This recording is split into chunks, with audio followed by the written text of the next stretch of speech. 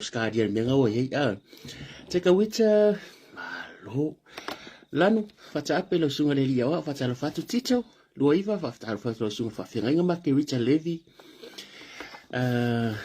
yes penina tia fau ia le sa ku fa funga ma tele tia ia le ko ka fa lo fu le te mari o le tunu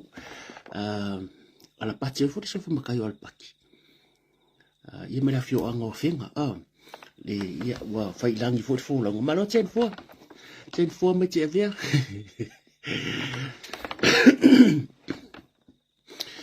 ole ngalo le so fu makai o ka mari ide ia le ko ka fai lo fai langi fu lo ia al musika le nga kupulanga mle nga tupulanga ia e mai api se fu mo ia ai o aka ku these are the most popular pe spa kalau fai pasi ku se spa Sinta Roy Balo eu so ya lan malo lanu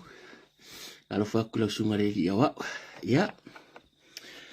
puanga fili atalo fatu teletia Anita Tawao ora ka ko lo keri pisi luka malo fatalo fatu lo fa fu mo o ngai pango lima le so fatalo fatu Cecilia te solo tito lua iva sunga fa fengainga ya malo lava ia lerik malo afua ai lau ma wele lo fo malanga le le tua fa filo ya ku ngi kula le fiafi ka ko karkan ngong masangi lungo lo ai tun mo fono fionga le te matai fo mai petelo pira asia malo beauty lau pua malo lava si mamau tuala atalo fatu ia le ka ko ni ke iwa se fo manu ya captain ba ku nga moi mangu anga po malo ka ku ku malo ya ole usu ambu ia o nga ken mo ma winga me ye mangu di anga si man malo mu ma fu fatalo fatu Anita Tawao malo lungi June kalau fa ia alo fa tui lo matanu fa talo fa tui lau fionga ken malo ia fa talo fa tui malo sui fu manuia o nge yasu wa mo lunga vinga o le tua al meu ku ma ko yo de lava it's been a long day ia e fai fo i o le e fai fo ngau e sa fali e ka kope a mea uma ia ai whainga kāre manatu atu fo ia ska ko owi fo ngia fiafi le re whaatalo whatu ai ia le tūlanga loa ia whatu lima whaatalo whatu lo tō pa ia mlo tō maru awhi mai matala mai au le tatu tatanu anga masangi i lungo lau ai e le ia ngisi kemas mangisi mea le impotiusa pa wale o le mere whaalangolango e ia ngā le mere pese pin le ia mali puwaina umi le aso ia fo ia di inga le atu lo na alofa malona ngale le ilato malava fai longo inga ko aso soi fua mai ana nafi mana nei e malava yaso mbali ngeiva yaso manu ia o tau asa soi fua pa manu ia le atua ia koe kuruingis kausanga sekele i lo o tau soi fua ia wai atu langa fo ilvala awina o le tau tua ina o ainga o nuu o e ka le sia ia male loko i fale lava o le alse mea ua se vala awa le atua lo soi fua fa manu ia le atua i o tau asa soi fua ia mawangis kausanga sekele ia fa awa wale tau tau tua so se vaenga o lo vala awina niso i fuanga fai o tau mfa manu ianga inisi fo i ainga inisi uso ia male lalo langi atoa o koure fuko ako kau mai ma loso i fu manu ia fa talo fatu ia e feololo ngai maka upu e winga le EPC le akaku kalkalango ai e fa talo fatu ai li la lo arka ku fa kalofa talo fatu ta mama tina mama tina matua ma loso i fu manguia o mai o ko ia ele fa ngalo inga lava i tato tata no nga ilunga lau ai le tau tapo inga e mo ia o fo u fai langi o makua ai ai al mafanga fanga loka loko e misa o le mamalu ngai ka mama ki nga makua fi fo e mata mai mamai mo mai o ke lango nga lava i lo loko la work fai nga ruenga e o fo kai mo ke kalkala ngo ko mi fai tato tata no nga ia e ia lo kal ko nga lo ye se fa manu yanga ile nga ka ya kia ia au te lo fo ia se fa manu yanga ia ta wala tu fo tatu tata noanga lungo lau ai pa ka lo fa ku ia o ko ngai ka mama ki nga ma ku kua ia o sungai fa fe nga ma lo se fu manu ia pa ia o Samoa ia ona tu au kele ma lo se fu manu ia ola ka ko ri pisi ola mere te pu ka ko pisi ko ringi flo ku fi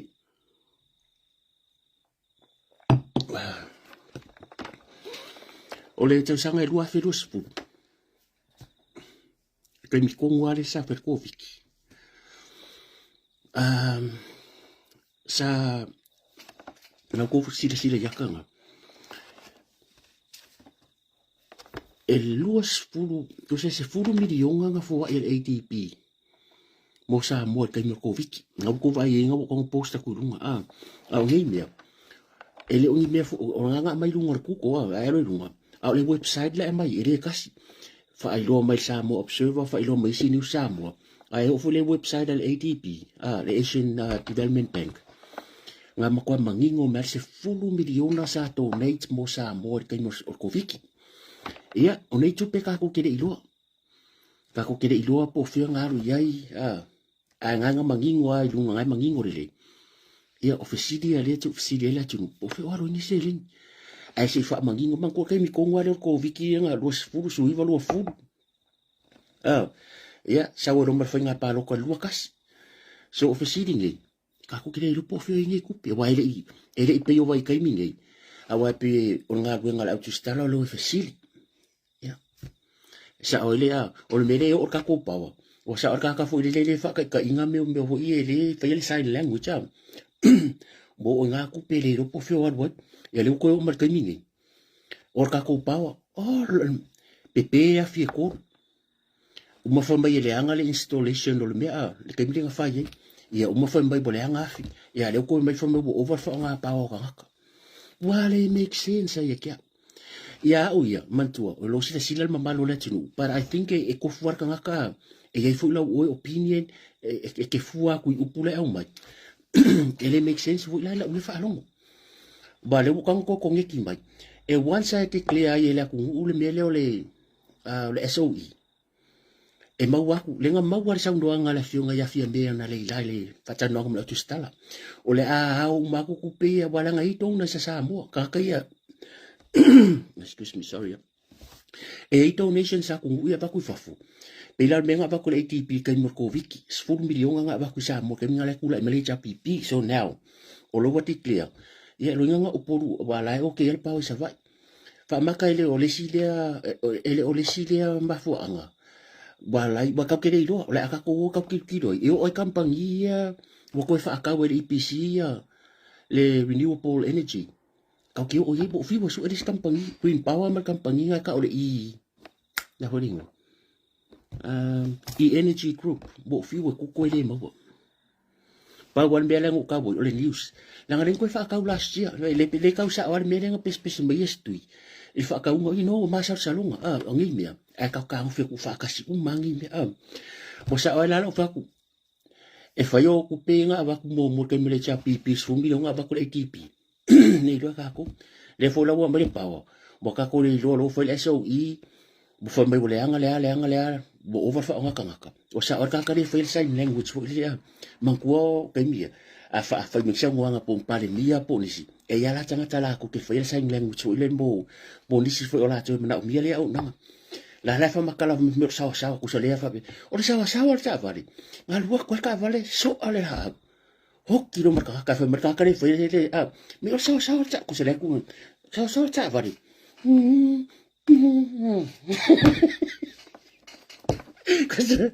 tu sa bere le wer ka ko ipisi ngala ruak ku ka vale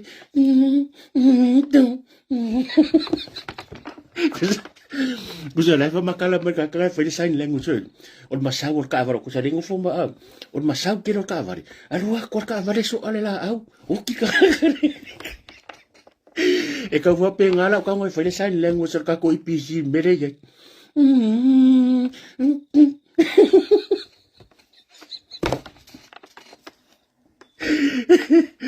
ya la ka ko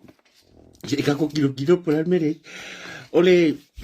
ko si fiale el campagi paole i kalangol bale bale le me fu le solo ba ka ko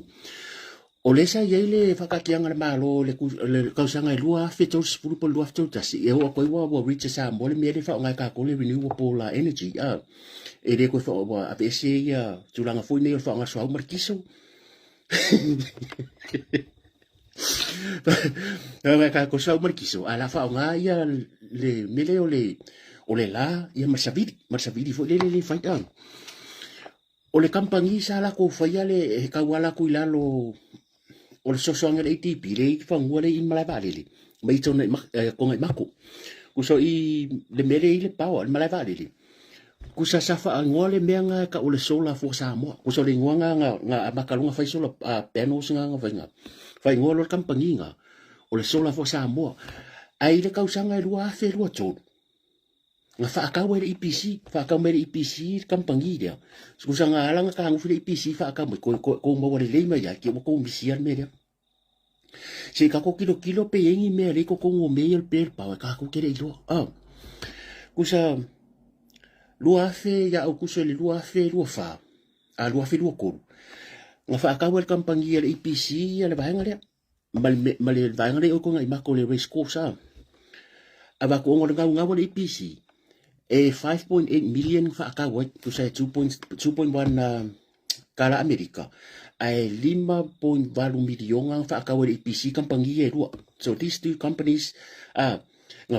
whaakau mai le EPC, o ngol mga nga control le kawo le power. And then last year, si koe whaafafonga mea, last year, lua wha, nga koe whaakawai le EPC kampangi ia. Whaakau rua ave le kampangi le ka o le green power. Lua wha.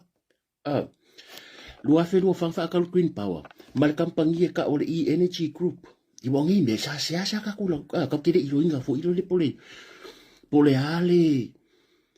Po haja mea. Pa wale mea la ka ke ilo e green power e le EPC. O le fo ilo inga ya wangi. E le mea ka o le e-energy. O le vaenga ia. Kusai private. Le ala wako e whaakau le EPC. Le renewable energy. Ai kusala e whaakau me le vaenga le EPC. E wha senge le iungi ke le si vaenga. Ai 52 iungi ke le si vaenga. O lua la kampangi le Samoa. E lai lua wako e whaakau le EPC. Mako ia ko mau mai. O le alu ilo mawhau. I le fesili dia. O ai la le shareholder si kampangi nge e lua. E lua kampangi. Ia msalo fo ia ko oeva i articles al observer. O last year ia ai nga whaakau le EPC kampangi le green power ma le e-energy. Fiku milionga. Le alasa au mai e loe. Le ko whaafongo ko le wha mai kura epa. O fair fiku milionga le EPC. Because nga soudloa. E EPC kampangi e lua. Fiku milionga nga yai. A le kaiminga. E ongo wafe. E kerele. E ongo wafe. E pe fia le pe ongo sila wafe. Le owa le EPC le yai lalo le kampangi al malo. Ia whakaakia ngā mea nge kiwa umi. A lela whakoi. Uma nga ole EPC whaakau ma kampangi lea le solar for Samoa. And then, ia later, kaimi reo olo. A koe whaakau aku. Lela i kampangi lea green power e koe whaafofonga kua. O la lava e kau au. O la lava e kau whamakala mea kula e pai te rofongo. O ai le shareholder wal mea mo ia. Kau kere ilo po le shareholder green power. We have no idea. E kau kere iloa. E lua la kampangi la renewable energy le Samoa. O le sila le o ninga le kalangon malai vaalele. O le sila o ninga le mela o le race course la i kai kongai mako. Le ala whakoi, le o whai la kou le la kou low price. Ave le EPC. O le mea walengo whakasiri mea ia. O le kau ke vevesi nge. Nga a maka mai ia. Ia makoru koe ngā whira iai. No, ka kou fwile le vai vai mamlama. Ka kou whafunga kungangi. Ia o le si afi. O le aferisi. O la filisi le ka ngu aku ya perila. Ai lisi le fingal masinga ako. 1.4 million. Ile masinga lisi ya fia. O kele lo por ka ako yo afia lua. Por ka la fia kasi. Fika mercede ni le alwa. And then again, e ka ngu ya te sema po September. Ya fifo. E koru ko nga fia ma fira ye. Le fa me wale anga. E fa me o lisi ya fia ko masinga ko e faile over. Ko e faile maintenance o la finga. Koru ko nga fia. Ai rei ma se kupe o maua vave me kai mingi. Nga kupe ata. O la se kupe le la spenda i. Nga fika lea ka koe ola i le amakanga. O le nga fai mai. Nga mua fai mai la fionga le mingska. Ya olu. Fai mai. E koru fai mea wa mai. Koru mea wa mai. Nga uma fai mai mua mingska. La nga fai o la tunu e mai kau mea. O la kungu o e mai kau upu. O lenga uma nga malo like malo ai nga la ti malo sentia fale ba ai malo uliata ke ripa fa tsara fat o le uma nga fai so o le mea foi o ngofo mo ma fa pe bo ese le so po war fa sa pasu le bo fa le so I o ngol pawa a sa fa mkalanga ele make sense ya ila le winga la kala afa pe foi se la uia ka ngoi fa mkala a ka ngoi fa a ka le bai ka ke o mai ngu bela mar ke pesi tile nga yai ma mla fa inga o meka wa ki nga yai ma ku fo sa mo le uma ko fa ke le ma la tunu ka ke a fa ai ngi ke o mix up ka ko I le mbele fa ko ko lua fi ele anga fa kasi ke me kasi na fa mai le olo fa mai sa nga olo fa mai le anga le wa ma ro si le la lo le o le mea mga fa mai o le mea nga mafu ai alu ko sa malangkala fa mai mafu mai le le ka penga ngor ngar wenga I pele le fo le fainga fa ngor ngar wenga ia fa pera yo ka ko sa and then longa ruo ka ko fa longa ko sa fa mai ya bo le anga fi a le me fa ila kwala ele anga fi ele anga uma fi ko ru kai me kasi e fa fi anga le anga uma fi ko ru kai me kasi e se me fo le il ka ko mai ka woi ya lunga e se me fa pe la le anga fi ko e vai nga wa fi o le afi ka le fanga e lua me ka waki mau mai ai o le waki le I fi anga e lima me ka waki o le fu le si afi le so wo kan ku sfa do fi anga ma le si le I fi anga e ko ma e ma wala I o me ka waki se furu ale upure fai mai de ka fi la ku skala e fia la se marusi anga me fa nga sa mo se la pasing e si le ia le rom sin a kali mai e kurs fulwa mai kurs fu pasing ya a mi le kurs fulwa ya le marusi anga le ya la ko e ma fai nga ola sa mo a la a ku so lai over ko fa a ka ngola le upure fai mai ngi fa mai e kurs fulu a fa pasing le wo increase e ka fika fa fai ngumela ia le mau matana ka nga mangongo a fa pe kurs fulu a fa pasenge le wo increase and then lua ko lo fa mes fu pasenge lua fa lua rima a fa mo su ko pasenge nga ka le fika kurs fulu dia mar ko fa dia it makes sense lo fa funga foi le pe wa fa pe kurs fulu lo ngo fa pasenge kurs fulu dia le wo increase o ko so kurs fulu me ka wakiria o lo fa pasenge le nga increase lo ngo winga la a ko e marisi fare nga ye dungo le fa mai o ka pisiti nga pieces pe fo de se fulu e pe e ka ngo fa ngumela pe le make sense la fa lo e ngumi e ka nga ka fo e ngumi e ka tso pe a fa pe nga lo fa lo ko tu sa ori ba ka kere lo ka ko ye po angi me o me ka waki e ka kere lo po angi me o ko se fulu ba fa ngo fie nga fa ngo ka me lo pa singe me fa pe so ko ka ko wo fo a ngo fo le ya fa ko pe ka ngo fa e fa singa a le sa lunga fa mkalanga me o le afika le fanga Waleanga, sa mai elea, le lua me ka waki, o le afide I ka nga mangoma le fianga, a fa pela waleanga afi, a fa fiala nga ula le pao, a fa pia nga leanga. Wale uko fa mai waleanga uma afi e koru kei me kasi. A ngai ola le pao, a lenko mai fa mai leanga me, a fi fo ringa mai, ele o lava akusa ke leo se mea le kokong, ele I le se plan wa o mea umai ka ke siri ai, le nga sira ko fa mai la ngole afide kuai o fanga loa ka fanga le afinga ko ma singa ko file maintenance e ala ka fa ye ngale akai o stui ba o afia le wo e di akor ko suka usanga a afinga ko ka kere fa longwa e ala nga pepe afi ke ro ko nguma me ya e ala nga le anga o makangi ren ka mai yo fengi makangi kele makangi piko siringa malolo sia ku kama sa vidi nga ku pukar wa kama sa vidi nga ile ka kele fai me ku wa ipe ku ska ko rima a ka ko ka ka ka ke fuwa ku fa mkala nga famia nga nga iki munga o lenga ya e nga umane fa me wa ya alu wa ya pe ya le pawa ya ko me fa me wole nga afi ya alu ya le ko fa ron ko lela fa me bo ma bo nga timante bo malo si fa nga pawa ko nga e ron ko ku wa ina ka ku Fombo marosi ko fa nga pa, marosi ti Facebook ma. Ele kay make sense fa funga la kung ya. Ofisiri nga le kumay. Le la wo mai te clear le SOE. Ya poli la fot ko fa umingo le SOE. Mele le nga ka le SOE ole. Poli state of emergency Alenga ba nga ngi nga sa nga le si uleo la fiunga fiambia nga lela. ia e au ngā kau kio e au mai ai kupe mai ka kōtona sa malo tua fale snowy snowy straw malo ora lie fatalo fatu karo fai ia o toto sui ui ku finire ma fuka mo sia mangi malo an ma futa mai sonja e au malo ia o fasiringa o ia sa o ia me la fa fonga no ka ko kirkiro ku pele la alu fa ka ngo fi ku a mai a felici a e afe milionga point four ora se la ku peva ko le felici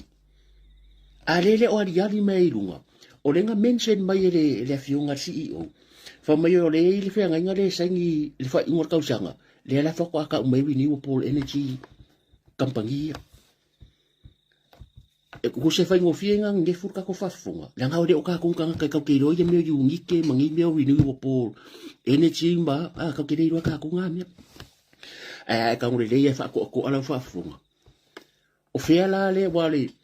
ole ye fo me mo mai o ya e o fa inga wa fa le va le mere o i le i mutfangua le i blaiva de e ke le fo le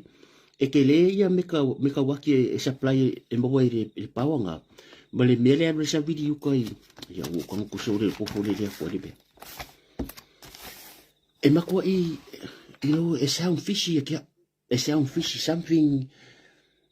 o le ka ko kilo ko I think it's all about money now wa mangku o ka ngaka pi fa ma fiki fa ngola ko por kiki ka ko masangi o tainingi o le mera wet por kiki a fa pe se me ke do fo le se ke ka amido yo a le fa wa ku ila pom le la ko vai de ko sile ia nga le ma wo bai ia nga ka le mo sa mo le fo ku le ya ku me yo ke spa ma me fa pe o la se o la sa o se wa le la pon fa ka po ku finga o mo kwa maria o le me wa le ka ko ro ngor fo yang le la ku ko le me ka le so i yo ba pior ku ko le ka unga ta ia esa o me fu i ke le me fa pia ia ai e la fu la via mai mo o wala me fa pe wo e avele la tsa inga ka but e ila wa ai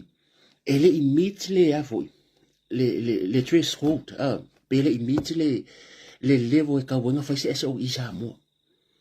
la nga fu o la fe o ia ka vale o la fa ya unga o la ya ka ngaka o la o ka ngaka le pinko o la o fa le mai everything la fe o i taxi o la fe o i va lele e le o yese me fa pe o dangerous ke le mo so ia po wa fa ngi ke le so po la telo la tunu ba wa le me la ia ia ngal fa pe mai nga ia o le mai ka ko wa fi e mai ia o le va ko fa so ma ka sa o me la ku o le lava le ama le inga plan fa pe mala le la ku a pe yo le alongo puia di atu lava le mamalo le tunu i kulango ye ka ko afi aka usa mai a le mela le aka wa ai la fikanga ya ole mea la kai ka fu vai mai ka wo o ko manga ko me ole ka ki fa msingo ke kele ngai mal fa pe al minority le ye o le ka ko o nge ya o ka ya o ya esa o ka ya la ya pedida a pedila a maka fa msingo a so su limo a pedila a maka ngala ko fa msingo nge vivesi awa ole mea monia ile telo o mengi mangola portiki eringa le IPC le kalangwa o le kalangwa ma IPC ala kilo pa lo ka usanga fu o mea uma e fai kai mingi ku se fai uma me ya lai o le kokongu uma plan o fa umanga pa inga ngi o le kokongu fa umanga o le ka pe i tu ro fa fonga fa awa pe mai nauti o le kokongu uma me ngi le tile yo fa ngor fonga yanga e po fula ka ya le mai fa manatu mai ku so le ko kong umo plan ngi me e le ma se mo foi fo ka mai se bo le van por kiki o ka ku foi la ia o sa mo fo le ku we ka ku ro mai tawa le tunu e le fa pe fo fa ka wa fa le mai si la ku le la fa o son media a le ka ki fa msingonga ku se a pedi la is fa msingonga a maka ko le so ya mo madisi and then a pedi me le so was fu ku wa ku is fa msingonga de la vea i marca ka nga fast a leu whakaupe whapea, a whai mai o le SOE e kasi masinga, a whapelanga a makangi, longo winga, o me, a mga kuoko, o me le ka lenga al palmengi, e whai fonga al palmengi, o ngai a maka koinga kalang kalor kupe pasia ya yungi, la sumomo yungi pasia kalor kupe. See, this is how they plan everything. Koi plan le ya masinga a koa, whai el SOE lea, ia who knows ele lope ke wā te whapea mai o le a kuwa onga pepe paipa bole ola computer ya onga, because they try to make it worse. They try to make it look worse. Inga ia ai ese mere fa ia yo wa ma fa fonga no o ka ku kanga ka o le ka ki fikanga i mo pula ngai me wo fa fo se o le asi ngai me fa ia la nga va ia la nga nga ka ko ro ile makanga mai nga mua maka mai fa mai yo fu me le nga wa ia alu le anga waya sa fa mai ya bole anga afi ia le wo i fa mai ya wo fa nga e kiso ka ngaka ia bo le wo fa me angi me ale ka ko ki ro ka ko ale fa popo me SOE ai masinga a ko ai mai afi fo e fa ka ngu ya te sema ngo va ya ku ke ro posete ma afi fo ai ba ku afi disi e ka ngu o ku ya pedila afi disi a o isi afi dali pe o fe me mai ku pe fa i me bo pasia el pakeke ele iesi kongol pakeke al malo me ia mo ia le state owned usor EPC or state owned enterprise al malo usai e run a separate longer running I own el malo e kai pe al malai valili airport authority I own usor state owned enterprise al malo pe for le utos e separate a longer running e kai pe yo le na foi le company foi le valili Samo Airways kusai run la ko separate mai le a o company al malo e kusai e le power malo ko ai ese un fa urunga ma ia ngala aka ko kilo ko le ngor ko pele ala me la fa fu fa apia ai le ia se vai kasi 0.4 million ai le le afile le un masinga yo masinga pedira ia longo wingo afa pe un masinga ro apelila me yung la ya ku se tema o ke topa e o ku ya ke topa e ri ka un o ku la fi fo le fa mai ka un o ku ya se tema po te sema longo wingo le afilia e aru le ya le 1.4 o ke le pe kasi pe ru afi afa pe la ru e longo wingo 2.8 billion le la ro ya fi disi va ku fiki ai ka ke le lo fi pe sia ka wa fi va ku senga ai ka un o ke te sema ka minga po se tema po te sema ku e ka ngua kua finga u ka apel pa inga mo ka penga finga paro ko se vale planning ga komia se ko si le planning e o ku ka minga por espal men e langa e molo le ke le plan ma singa le o ke chopa de tekle ai loa ya me foi pa ki foma ai fa ka ngua kua fo longo binga nga se me ai fai ia se fa wo ko ia fa ka di CEO ya ma e mo on mi skape ko ku la pere ko ku la si o me ngi o le faingo plano me ale ka ke mai ka wa ko so ko mai me ya o afia ri pe e fia se ku peri pe ya fia a umalanga ri pe a fia ko bari fa mai reanga o kere ka ko fa mai reanga afi ala e ola pawo o fe se me fa mai reanga ala e ola pawo e o le make sense o le me fa mai reanga afi ala e ola pawo o fe la sa o le pawo le pe fa sa fa mai reanga ma ko afi ka le fanga o le angal mako afika nga mangongo o le angal afisi yanga so fesa wole paolia pe afa pe fa me wole anga afi ale la li pe ko e o fe sidinga nga fa pe nga fa pe e bo kele ngasu bo kele ngasu me la woya ya okay lo le la ask my fo le ATP mai si tong na sa Samoa e so ya ku so ang ku me ka seleng ia wa o ngai kupe se vai ei nga fesiri aku se tasi tu stala pe sa le ka nga fai se fongo al parliament fa kan go inga ile le state of emergency le fai because ka se ka fo mea ia ele maka mianga mea a fai al pur fa kong a fai fia me mang min ska ko di mai o ko nga sa mo aku bore kilo o mea le aku mu o le pur fa kong o la ko fa nga yo inga ia plan o le malo ai ka nga ave pasi pan mingi ulo nga ka kong ngai e mo ia ma o ki le pur fa kong malanga al pa le mia malanga pingika e ma o kila ku ala ko fa ia plan o le kinga enga le ku a le pasi inga o plan ia e le fai ko pa mingi ai sia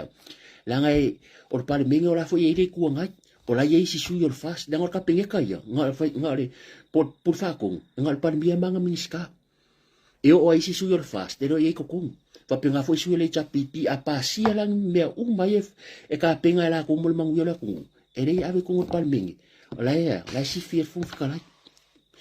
ia fa ko fo inga umareng pasi fa ku la fo inga ia ai lang me fa re ko ia nga ola ia i desi pilas le fa msinga e oi po angi me fa re ko ia le ka ko ba ko e ari mare pure ia ka kalma fa la va ku ola va ai ko su ia la fiunga tama tai par mia la va ai ngi la pe ang fa ka ko si so ko yo fa lo ba ola va ai ma ko ma ia si ko mai kaure le ia ke ro ko kiki fa se furu ngo playing ale video o maka o ke fa longo I upu o ke fa longo mai kala o ke vai reaction the body language there was like ia mangkulenga maka ke bo fo mangkul me la fa le ke ma fo le nga lo wa ke ba ko fa wa solo ala fo le o lo ma ko o ke le ka fa le nga mo ia but she changed dramatically changed le foi le amakanga mar ke mi ke bo solo le afu ke vai foi la ye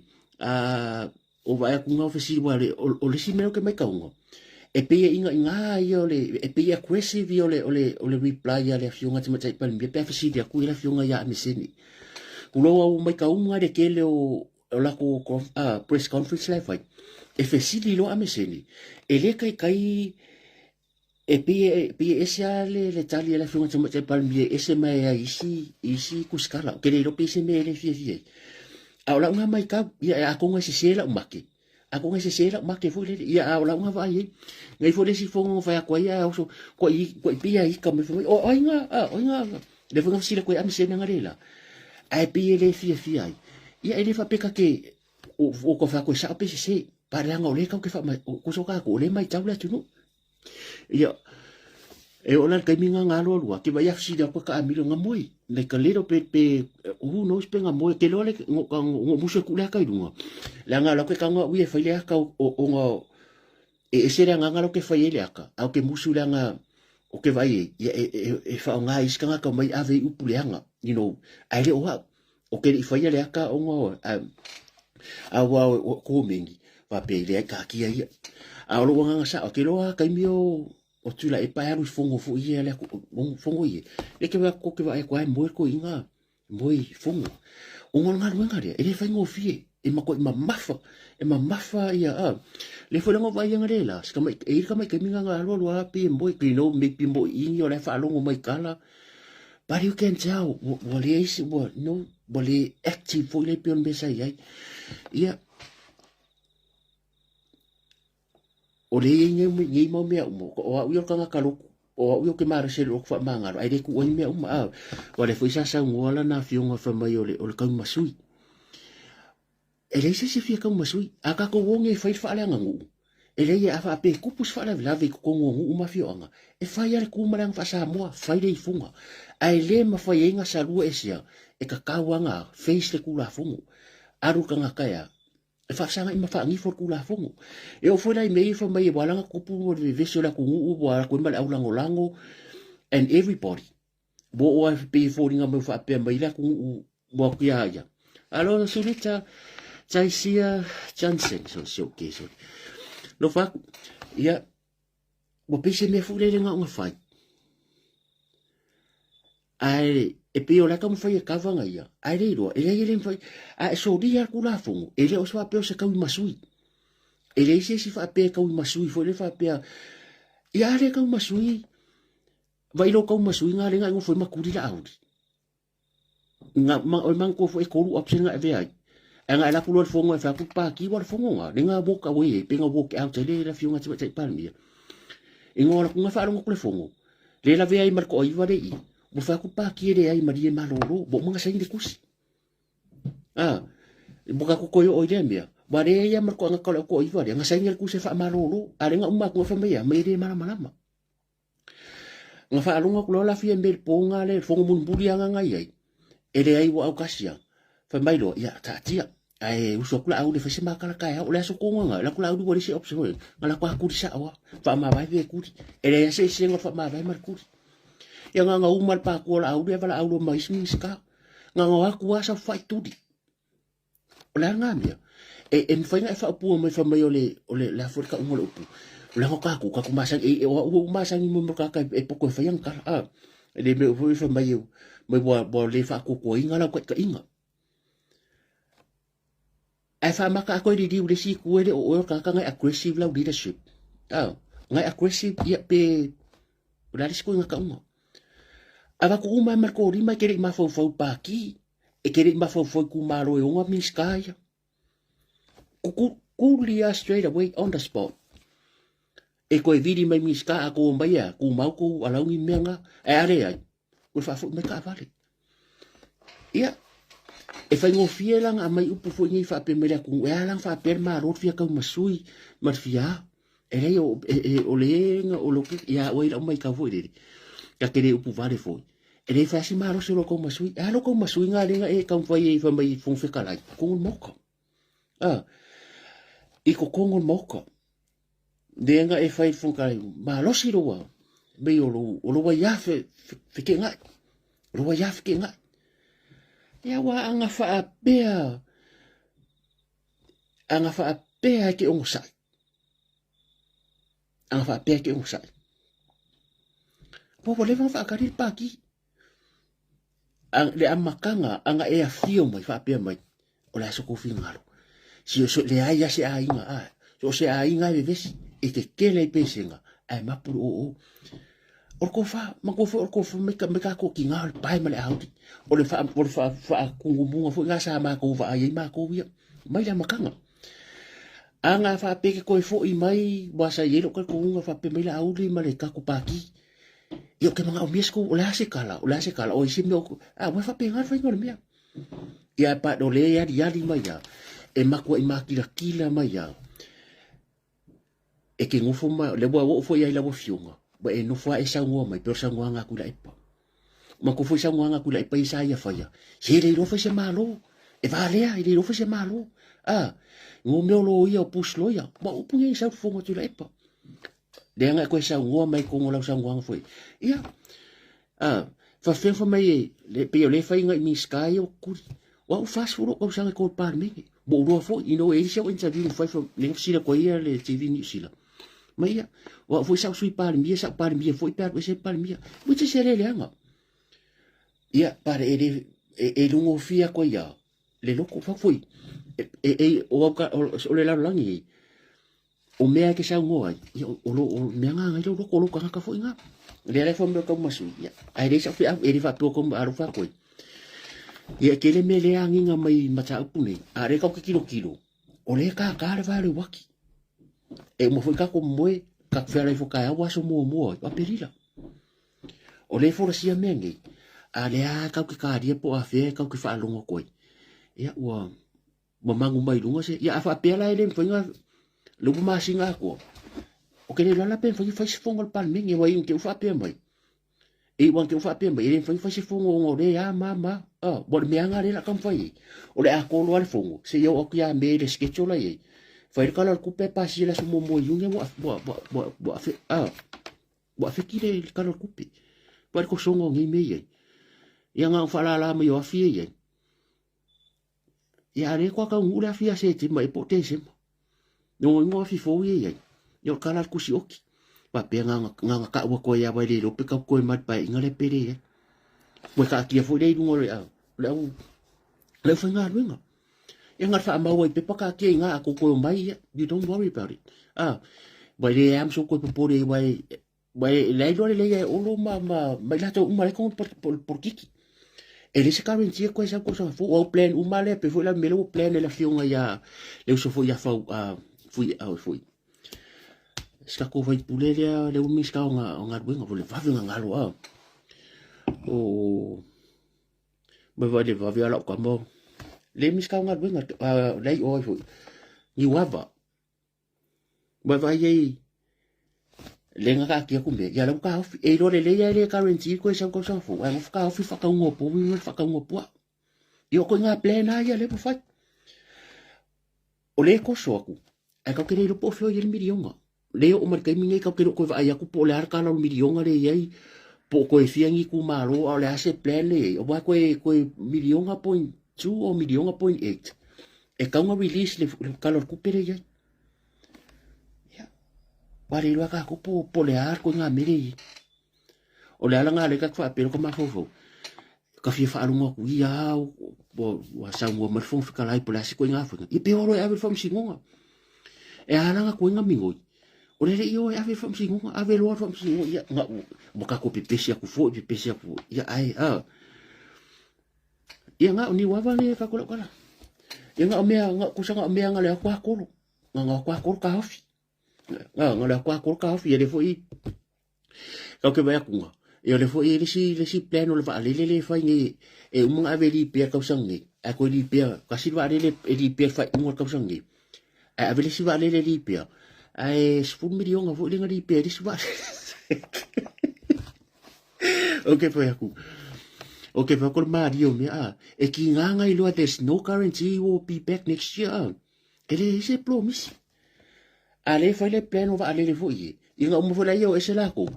e ko foi ai lunga ya i tanga fa nga lo ko ba le ka ko va le vai o le mere ku se nga o me afa le va ngin ko fa ko ka ko va le nga ave ka nga ave le pache le fiku milion ai ko extend le lo masinga ai o mo fa ngo se fu milion a ka ngola vai fiku milion le fiku masinga ma le 2 milion le 2 e ma kwa ke le a mere nga ai le 2 milion le ile 2 masinga le ko plan le si va le ko plan le si va le ave ka sa fu a la lo ke ro le ya o le pa lo ka sa fu e ku ruar ko mai ma le ko mai se vai faingo por kikia o sa la fa ya me mo kingo a po po le pa wa benga ka wa pi o fo sa mo pe fa lo me ka ko plan fa a ka ko ro e uma kausanga ngil pa inga ele o kausanga fo e ku sai uma fa mai al pa inga kausanga aro ila mutu ku sai fa uma le al pa inga ngi le skala ro ko paki ku sala fo langa ila fa me pengi me ma o fa la ku ele ma se so le ma malo la tu le mai mo me le se so ma ko e fo ke o ke le fo ba fo ile ma ko lo le ya ba wa me mo ko nga me la ku i ka ya o ke chopa november po fa au isi me for mai po le pi fa ke fungala au fa fungala ku kala ku si o kene ama se me mo mo fa ma no ki o le wa ku i u lo ga ka so ale va velanga fa i se fa i unga pe mo fa ku ya ku pe uma verso le wala so mo ka ya lo nga uma si va so fa fam si ngolo si ya ba u ye so fa por kiki alo fa ko o le wa makan ka alo meia o fam siungo o kusole suli ma foi vala awre ke isa disi kusale la vala kusole o le hearing le la fa ya ngala la va kumurianga leo foi disi mlanga lo ia kasi ya ke so fia e le va se kala la ngala wo fam siungo au ku fa funga ko kadi mai ale miska o ya le CEO ya po le fiunga foi kom singa ngela kasi le maka o pu le fu ke fi so le telo me e awal pongio ka kala ngoi so se komisinga wa le ko se komisinga so se CEO wa so se makanga ruenga le malo ngale kumungo le ko ngole pecha le al pisasi le ko fa ka ko CEOs mai se CEOs o se pe o e masinga pe ko masinga expire ila kon kalaki ko pre apply ko se fa sala le vango le wo ma kai mingi e ka ke lo ka ko ro expire kon kala ke lungo e ka ke le fa longo ko renew ai sa mo special CEO wa mo ya komisinga CEO mam ka nga wenga ma lo le ye ku sa pe ko ngolo masinga pe ko masinga advertise lo ngo so it's up to you e ko reapply ya pe ke ko reapply ale o mar kai minge wo fiu sa ngolo pe cha pisasi la wa lu CEO wo mo si lo ko fa fo o si la wa o lo voy CEO folks le o fa la wole el pisa si marca pengika le vango lo au expire mo le van kan fa la expire o la fo e fia manga o manga wenga o le o fa fui e fu ma ko leo ngai ko mkanga wenga leo malo lo reta ale malo ro rua malo sina mai tai malo Anastasia une patalo fat Antonia vai fare fa caro fat yanga o ngai ngo fu isi leo ngai so o mai alo ngo mai langa nga va o mai si leo e fu isi leo le fa fu o le fu i fia o le fu fia o ke fia para ia ku o ke fia kom singa o la me wole amba ye lunga wa mai o CEO so simkanga wenga ai o CEO mkanga wenga le expire. No one ever mentioned any not even one word. No one. Iko kong o lefu. A mi skafo. A o selanga ela ma ko ai nga le ko kong. O la foi ku si por la me le wo o yai por me bo ko fa wa po ko extend. Langa so le kokari fa ko lo que fie comme si la comme si nga ya ko ke va ai le ai se le se me ko fa le kongor ka ko la ole la le me uma fa ko pe comme si nga e mon mere o fa sa o ke ko ya sa mo le fa la ka sa o ke de ko se ai se ilonga e kula i mare fast te kausa nga fo swimming ska swimmer ma comme si nga pe fa o ko ya sa mo ma ko le ko fia lu le la walo avera sfu wa fe o ke chevo e pe ko ngai u ya ku asia po ke aru fiki mo ke le nga ku pere ke ro ma ka fa fo sfu wa fe ia nga ko ka fa so ro ya wa bi o ai nya me ai senga yo ke ni wa sfu wa fe ba sa mo ku ya mo le sfu lima pe su yo ku pe yo ele ava ku fa pe me le ai nga ya mari sfu wa fe nga si fa ka fa ri fo sfu wa fe o ku pe ya u mai fa le o fa ka wole ni fa ka wole vi fa ka wole suka fa ka wole vai mo fa ile pide fa fe pide ke fa fe au ya fa fe au ya fa ka wole me ka usami mo ko lang ka vale o kupe e fo u mai ko ngol pa ke ke maru ya nga fa nga ndo fa la mon makaka so de le ta ya kwa le make sense al me ka ku ya nga ya ai fa ko fo ya ka ko ka pinga ku ye ai o le ngo ko misinga o se aba ngoi ka mo si la fia le tu e ka mo si la fia sa mo le ka ke vai ku o nga le wang ya o le si me fa mo ngoi o e se la va ai le e ta o le pu nga le le fionga tsa pa mi e ka o ya ke a we ka o ai le ka mo vai ku ngo so le pe ko ngo ya le ku mo ping ya ke a we so for Maria Mayava Maria and Rivi Malo Avitalin Lise Raeli Malo Mafuka mai. But I think we were too much getting more peaceful. Why for kong ya kalpa ungai o kula e pai auskari ma me. O lo fa ngong ia cheo. O lo fa ngong ngoi pe o va ia ko o mangi le fa pe ko par mia. Vai ke po le ka kula ngong. E ka ke what par mia. Ia o se tina fo. Al mele la kuma ko leo va se nga o ku ula le ka fanga ma e le winga la kwala o se tu le mo le pui nga la nga le sa ku pu ila fionga ya kula e pasa ilo ma ko le nga la ku sa tu la e pa nga aku nga sa mo ya sa ku pu oi ya skar ya nga la ka pa ngo ko ya kula le pu ai fa fu ya e sa ola me fa ko e ka wo pui nga a sa mo la va ya e pi le ma nga ya va ya ko kala aquilo que logo com eu fui para minha nipsida o que ele vai se com a pupunha fa peni me foi ele que vai com bumba ni leo ma e o solo kanga kaina lo mal malava ele e o farisa uma kwa mere farisa porque ali ma farisa ri wongo al ka ko vai ko kwa pia e pi ka ko sa ku e ka o pise ka o le ka umelela lo ngo sa mo dangerous la ya mo ke no ula e pa ya ke ba ko sa va ku e pa ya e di foi ile ma ke ki foi lang fa ka ele anga lo fa ko ta wo le o so ifu o la fiunga tsa pa mi o ngo le fa fo ni vai ka ku lango le ya mi pa a ka ka ya ka ko ki loi o le mo ka ke fa ye le mele o le mo fo le va ko ya tsenje ka ka e ku ola nga fiunga e fiu fa sang fa ka tu lo vo le si va nga ni malanga fa le malo fo le ya u ye manga ya pi manga ya le manga ya bo o ai ko ngo me o ku skala e fa ka yo le nganga ai ka o manga kungi ile sko mumbo le sko faleanga a ngi manga ko desi meanga le ko pisa so oya man ko for merele ide vang fo ya ai o vangi fc se sila ka o wes o lo wa manga ko lo manga o ngo ka o ke le mo fa tu pumanat mo le vang o manga o e fa se le o tama itai e fa fe a or ka ko maru le fion ko ka pa mia o lo ula vale langunga e mama fo lo langunga o ngol mafu anga mangku fo o lo makua o makua ino o kai mingi yo kelo malanga ya malanga lo makua ia e tāua kere ka e lole rea ka ko pulanga whaatina ma le pā whaakinga e kaunga i se reo leo ka mai kai o na tūlanga fwere i o kero kaimi rai ave ako loma kua mai le si kaimi a whapeo le kero e se reo leo e ka kaunga e alo e kisira sila le pui puinga i no e ke ngofo e wa ai makulanga me ia e kere kau wha makala kua si fo manu ia Faye Josephine pele lau whiunga te mai ta isa e re kau wha makala ai ma maalo uroko i le winga re whela ukala e ka ua le iei piang whapeo fo le o se malol malo di ya or kai miele o fikar makolo makua ya makolo ko nga makola makua kapsi te fo ka ku la ku ke vai ku e ya kai ka ke ngofo ka ku vai vai le lo makua vai ko inga vai le lo makua vai kai minga makua le lo makua e cinco e pepelo le kala pe la ka ku e ka mama ki nga fo le ko le vai ka ku e ya kai mi ke va pe bakale ko inga o mai o okay vai kai mi pinga o le ngambiang fa ko sa ka wanga yese se le tama cha ia makulanga whapenga e kai mi ke wase e lo mako se mbea makulanga uma e sa o ala ukala ia ai awangi i ku fasesis ai le leanga ai pe u fafole o ke le le ka le ka wolunga TikTok las ya so konga nga umel fungu le nga sa vari se mel palmingi pe lang sa vari mai le fionga ya fie me fa fopea ko falo malo e po fa ku pe ko fa ele o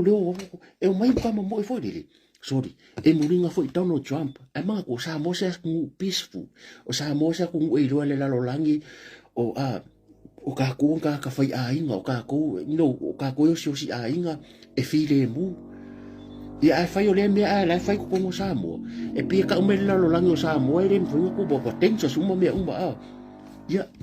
o wa ma fo a ko ngwai e sa o ya kia o si to mai chap ya me nga fa ko ai fa pe o ka mo fa pe si su mo fuma mi bilo fa pe o kulanga ni leo mano e kulanga nga a ko sila ngi ia lengo va kwangi e ko rua leo la fionga ya na nai mbasi kamari leo ko leo la ko lo maku la ile ya makale me le interview o vai ku ngala u mari ko silo maku e le si malo you know there's nothing wrong with it wa for fa nga fu fia me ya nai tamari malo fu ya ya vai nga ka ko kere mangkua arula malanga fu ya la ba sa pera ko fa makari mala ma wang o ka makui alu malanga wa kainga malanga la kule fiunga tma tse palmbia ngu fu le ho chao ke walu lo makua fa maru ai se ke wa se fu le pe ka u se mea ino me penga ulanga ai manga umbi se maru ma ko lo makua kere nga travel ya re fa pe wa ku ngu fu la ku travel ngu fu ho chao ya ba wanga le recent le kere nga ya uya ai le o yai ma se sianga nga fa pe palpala e ke wa se ma fo se ya pula o lo fila ngalo ar me langa u vai nga dela ko ma ia lo makua o la ko kalo o ese alo lo lang mo ia la ko o kere ka masui mai pola fo lo wika I never wish something bad to anybody ya e le fa pe ke le lo po fa ka ile ko le mai le ko ngalo ko ya ke le fiere le te pla la mi le nga sa ka ki apola so se mo ke le fie e uma e o fa ngai lu ki o le ka ke le fie ai le fa ngo ka fa ya ko de e o foi la le kulanga foi se ba ko fa ipule ya fa lo ma vai nga ye le se me ma ke vai o la ka kalo e lo fangia le ko ye ba le ka fa lo ko ngonga ia tulanga fo le fa la la fi denga ko o ka va ya le nga ka fo leo nisi fo ya le sa fa inga fa la ya pa wal me ka karsi le lo fo le ria ko fa fo il maros o ka ko uma e le ya ska ka ko fo ye kia it is no one is perfect ai fa manga ro ko fo so me ya e ke fa ko fo me ki oi ka ko kare ya ko mo el maros o fa msingo nga ko ngwa ya e nga o le ku nga ke fa ya au nei me la lang they we allowed to a voice lo opinion you allowed ilo we if I lo fina ngalo pulala oi so your opinion your view it's none of my business e puda o fa ngalo fina ngalo mo langona o le pa vo le fa ngalo u vai nga mo manga e o ke le la ngalo ke kilo le o lo ke vai ku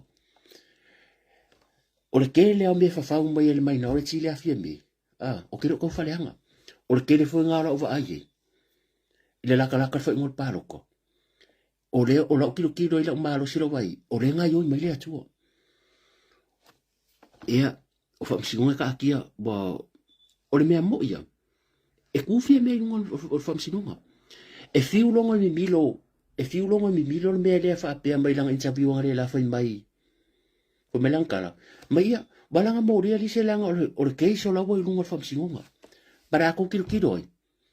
e le fa ku li se a mea e mangingo le le kala li se langa fa e le fa ku li se o fia menga ku por fa la velavi e lo le kusi pengo fa koi e le fa ku a mea e le fa ku fia menga i power kala le sa le kusi o mea nga fa akongu ia nga fa akongu ia le ang mai ai ave nga kaonsio nga se mea awa ngi se lo pawanga ai le fa ku di se a mea o la mea fi menga fa yo la ri vomit ai ira le patela ia o akala ye ko kongo mea mangola o le kala le fa mea le vai se mei musa sila le paso fa o arkia susungu kangu palpala karepe fa leanga le la ru ka kale ino pe fo ka fa mei o la me fa mangola e la kulo vai mea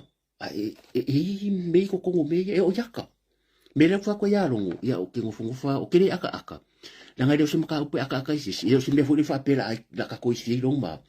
para o se maka upu sa kaunga sa all hendo inga e ka wol pui nga morka ngaka rea ai anga fa pe miucho a ia leo fucking ngonga la ko ngaluenga se leo se me se feidi se leo se me se feifia me o le su enga o le ami o tonu so se ko nga keisa anga sa ola fucking ngonga ala nga mo e o so mai fa sa o observer ia o ka o ko re anga lu risi o la va nga boy do di singa la va ko mo dia ia le nga va ko mo me ia ko ko kang destroy o la ko nga fa dismantle paleanga yanga ai foi la ka i ma ka nga sa maka e kasi da ka nga foi ke ro ko ke la o ni singa o ka fala velavi o ka o tanga ta pale ina foi o ya e le ngi kala ke foi la fa o ka lo sia e serve le ami o ko ngore akua inga ia fai ngai mea umo ko alia le sao sa moa mai ngai fa ka sanga fast fu ka sanga kula i mer fast dele a kole limo awa mako i lu i uma mea uma o so fuanga o le fa por ki sa mo le democracy sa mo wa lu i uma vaenga le fu elu i fam sinunga o fam sinunga o i le ka ke vai danga nga va ko mo kala fa le i fa mea e fa inga arin ko yo nungo ko fa ko malo so yo o fo linga luenga fam sinunga ia o la fo elu la nga ile fa peong ia kual fam si ile fa pe ka o fam sinunga o akua ka ka ia e kusa le ala kom ka ko pe fo par mingi o ka ngaka pio ka ko ai le sa o lo fa unga la nga o ka ngaka ma ku for ka lo fa so o ke le wa ka mai ai le se e tau le nga fa ma ongi po le ala ka mai o ka ngaka fa mai e lima e lua o tapo degree e fia o masters e fia o PhD ai le fa ma ongi ele kai am fainga sa fainga sa fa uma ele amai ku spasia la ngai fua i lo fa maung o mea uma ke faia e fua fa maung e o foi lai mamalo fa sinunga o ke o faia ku foi dele a lo ke faia ku o mea moi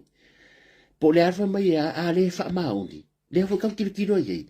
i me fe e fe ko so inga e pe fo ringa mai e isi ke so wale fa mai e fa sa ko kala ngo se si pe fa pe o uma mes fa ngo so fa mai o contempt of court por contempt of parliament e ma ko media ele fa sa inga ele fanga ave fo mangi me fo le fa ele fa le wa ko langunga o le winga la kala o so ka inga ko inga fa unga fo le la se ka unga fa ka inga ia le papa si fa ko e ka wo fa ma o le walu ka uma e o ya ka ko ka paroka o le malu la tele walu i fo ka ko o le wa amakan ka kilo lu e o pa le mingi e o pa le mia walu i for pa le mia tu elang paki lu il malo majority paki ala mele wo kupu walu il minority le fun fkalai lu il minority le fun fkal ku so me umangi ya lela ave fam sinunga e kasi ala fola lela ye olha o fam sinunga lela fa mai fa un mengi ya o ya mianga e o foi lele pe o kulang fam sinunga ya uma ku mela so fu ko fa solo fam sinunga ola le la fakulo kala ni mere o le la au anga fafau anga amang e koe kau kau ai o le wingo la kala o ngei mea umai la kilo mai le amakanga o se mea sa kupu e fafau e fa apea i ave ese la auri marpaki pe fa umakia longa soifua fa porkiki ai o mai minority le take over fast o la nga va ai me ia ngang opinions po la ka ia view that's my point of view ia po la ka nga kusa nga fai mai funga ele o majority i mai area the majority i ala audi nga umar menga ping le ko sawa le ka ke ro fai nga morianga kusa e fai ku morianga uma ai ko mai ko e lunga is conditions o le peo o la fa ku ma fa e o fo i morianga o disi o le fa ko o manga ko morianga disi mo fai ai ko mai ko is morianga ko fai ku is morianga kusa manga moria ko mai kusa pingi me fo ele i mauku nga ore umianga akia ko fa pe fo la morianga la nga manga mai ko ele is conditions o le peo nga mai ko mai ko fai conditions o le peo le la fa kala o le ki la ua ai fa kangaka o le kilo mal va nga le minority le mangiso le chapipi ka lo sia a charge la audi fa singa le ya me o le wis manga ko akile le ka lo sia ya alu fa singa ai fa ni morianga le la audi e fa ni pole le peini pe kyoti plus fa ingal fa singa ya awangi ko fa ko ya ko ran le palo ia ese makai kai ese ia wangi mafainga avea ia makai kai or fast o so le wish a ko aman mafu anga a ko aria o le kakaro kanga kangi and then o fa singonga le ali sele fai fa kungi e fai la sionga o ngor mele ai i umaku afa pe vala awa pole ala so vala fa singonga ele mafainga aru dise wa oloia ele anga oloia o le kusi e avisa o ku si pa kingo meia kala ngoi evidence marka ngaka nga sa fa kunga e le kala ngoi fa pe fa ku si a meo on fa kingo usa ka lo yes straight le point ia nga oro rega e ka kawala nga la kula fionga ka mai ka palmia e kari e ka makari okay lo fo yo nga lo la le la ave fo mo fa pe ia o le ala ku si manga mo mang o la checks ko makpo fo fa ko le langi e si lo la makko le mer kemi ke lu kala ngomaka ka telefon ya la record po le pu e ke le lo so o text umala ma ya de le ala ma lo maris ma lo riste ma lo arko ya nga o le record la ya le ke le lo de ke le lo po la me le ya ku la fo le ala nga fa uma me fa pe ya ma lo ngale lo e ia kai mea ia i men mea mo wa ere fa pe ngi me fo fa ku mo ia o mea mo ia because ola ia i fa mo ia ka ku ka lu ia ku ke lo ele ese ku ese le alufa po le alo malo si mo malo si pula foi ele anga ne ia tu ese le alufa po le lava le malo si a foi le vai aka ku follow il principal ku spa ia ma me ka ku ele o fita ele o malo si o le anganga o le atua a le akinga e inga i ova le fale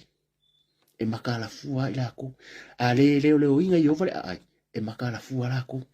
po le ale mawalunga le position le iai a le fa merkus pa ia e le o fika e le o le malosi mo le malosi le e o le pawa fa palemia o longa malosi la iai o o le palemia a fa merkus pa ia e le o fika e lo marosi a ore nganga ore atua ka ko foro i e le o ko mamau fo ye le wa maka pedila e le o ko mamau ka ko sa va a pedila me ba so o fam singunga e o karinga o ko ia le ya u CEO yo lo retama singa mai ka i ma non fingo ka kalo ia kalo mo ka ko ainga ia ta tu uma pero uma ka ko vanga ang fasile wala fiafi ta ko karo pele aku ya mailunga dice ya waro ke ba kuru ko ya dice fai ba ko nga ko ke ba ko pe ya fa de yang ia mo le ko ma le Ke ro ka piko singa po pore le kai mingi. O longo. Ma le fiunga te matai par mia. Le anga fu se singa makan makau. Ai le mafai nga halu la lo ka pika. E le mafai sa lu la lo ka pika ya mia. O le asos fu di ma. O le masinga ngi wa wa kasu lo. Ya, kasu lo ke kasia mako. E wala abon tau pule. Le la o mo ria disi. Ya, em failanga wa meia, nga ko kale ave ile lo ya disi. E nga me fole lo ya disi ya me la ku kala. E ma mai la ku, vai vai me la la kala. Ya ku fa kasi de. Ya msa mangier ka kale nga fa ko ngo. La nga di fa ko ngo lo ngo di fa ko ngo le ar malo, di fa. O le nga fa ku disi. O le ya ke o me nga fa mai fa ko ngo. O le ya evidence o kan ngoanga. Me uma hotel, me uma text mai text aku. Lima kausanga o vai o kama fieni. Emo ya o kama fieni, lima kausanga. So se me al lima kam kau dia fai kofi fai dia. Chau se o kama al fai me dia. Iu. Me la ngai de ulo. Ya o kai me le ko fa dia me ai ka ko kalo. E lo se me foi le leanga. Ya o se me sa o langa wa. Mo le tunu. Ino ka ko ke lo fai kia va pe ai sa ka mesi. Ya ka ke lo kai ka fai le la ngai fa pe fa sala nga uska ka ai fa sala sta ngata ia mai ka u ki lingi bia mo le ka ko sa val badinga ia ile vai so asa wa ka ya pe ya ka ya o le wa ya ku pe ya ka ya o le